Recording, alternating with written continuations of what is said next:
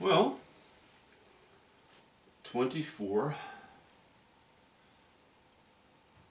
by 30-inch canvas.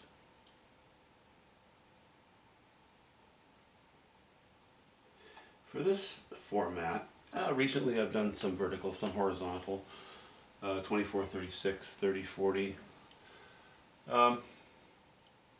So this is a little more square. And with a shape like this, I quite like, boy, pretty wet there. That's okay. I like the idea of a woodland painting. You know, we've done a few recently with shoreline and water. So let's get back to doing something sort of woodland interior. I know it's spring, but autumn just tends to be my favorite time of the year. Mostly because of the colors. I mean, my favorite for painting. Mostly because of the intense colors that you can get. So,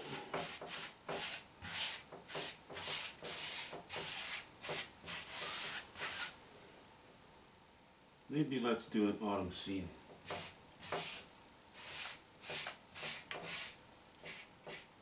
At least that's what I'm thinking right now.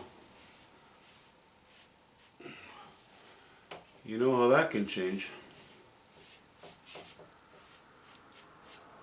These canvases have a little bit of a round shoulder.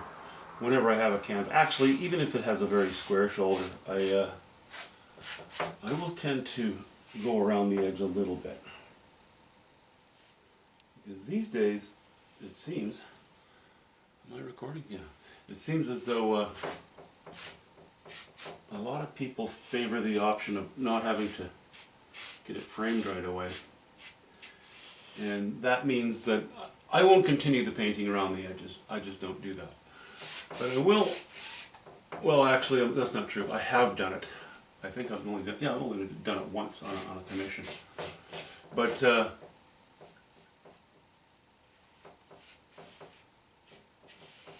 I will paint the edges black, you know, if requested. And if you've gone with your tint around the edge a little bit, at least then it's much easier to finish it with a black. Acrylic paint is what I will use for that. That's much easier than, you know, if you just simply do the face, and then often with little irregularities you'll have a bit of that white canvas poking around the edge. So this is just easier, is what it comes down to. Easier to manage.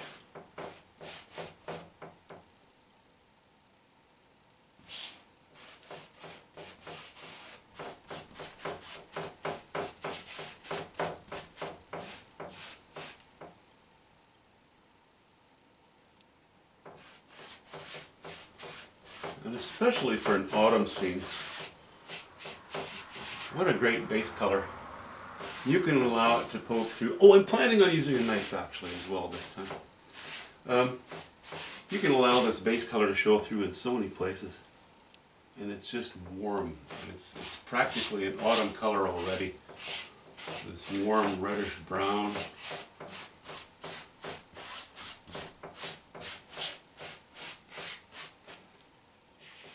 Let's clean that up as we go.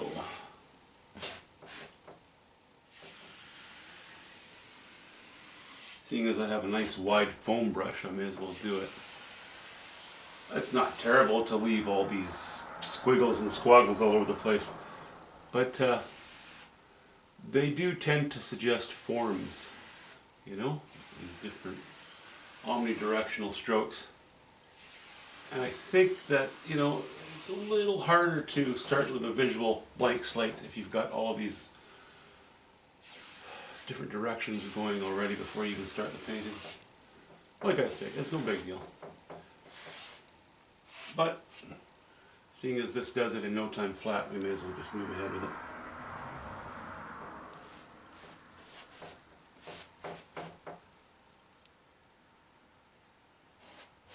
Put a bunch of blobs straight out of the tube on my canvas, as you can see.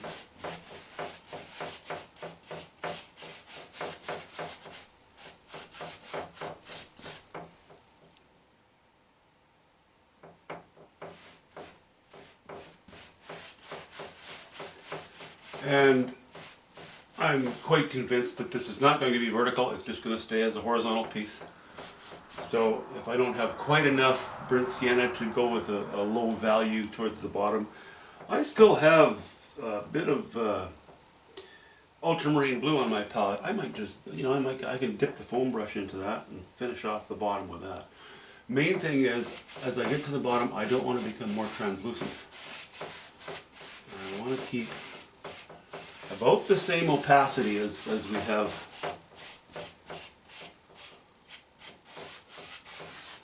or even more opacity. So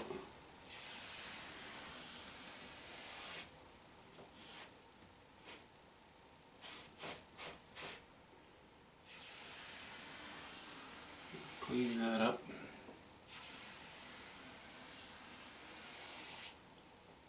I want to make sure I don't have any thick areas, any paint. I don't want blobs. I want everything that I have on here to be well thinned off with turpentine.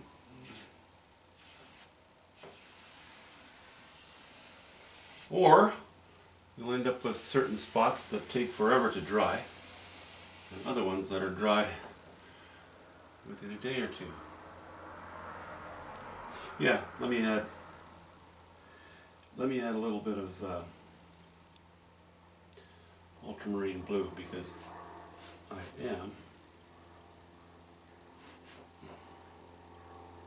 I have it on my palette anyway. And if I continue to thin off the burnt sienna that I have on the canvas, we're going to end up with very transparent, lightly stained color. I prefer to avoid that.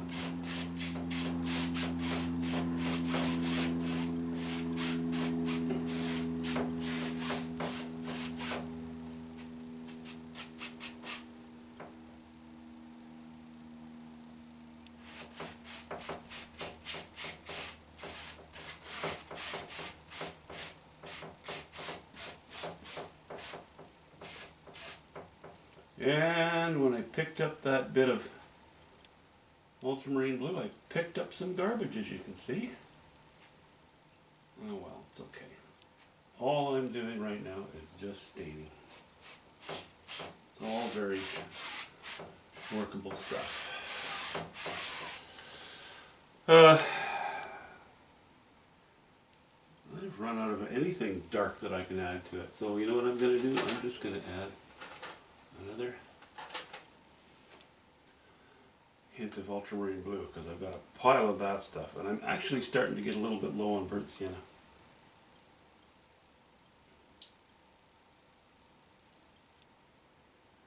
I don't mind if the foreground is very dark. My vision of this is really to be looking amongst trees. Maybe a bit of a pathway, maybe not clearly a pathway, but somewhat of a indicated path, would you say? A suggested path, maybe?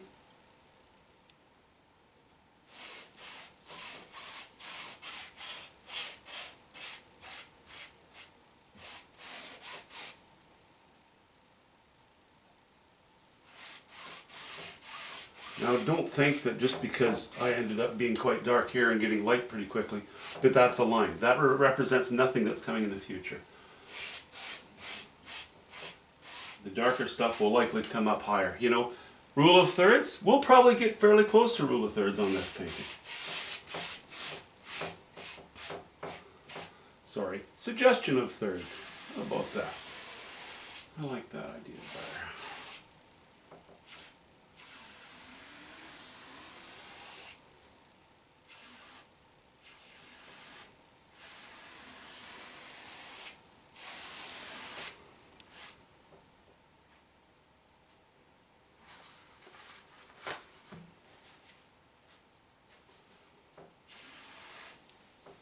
What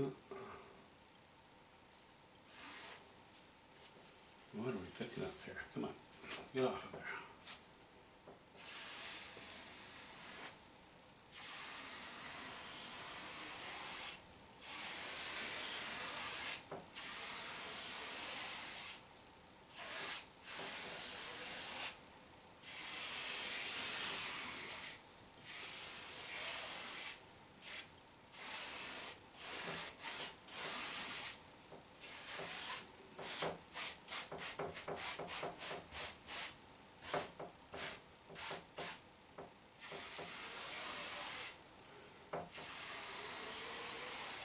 Okay, I think that's pretty reasonable.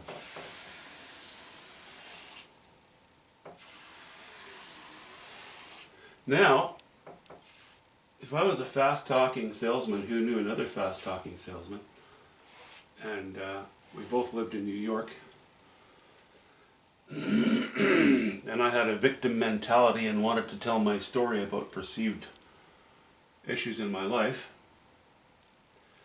and that's how I would market this painting, we'd be finished. Isn't that great? I tell you, those guys can put out a painting so fast, it's amazing. I really admire their talent too, and their honesty. That's it, guys. We'll get onto this thing next week. That way it has a day to dry, and I don't know, as you know, my mind changes all the time, so the plan is, yeah, an autumn scene looking through the woods using a painting knife.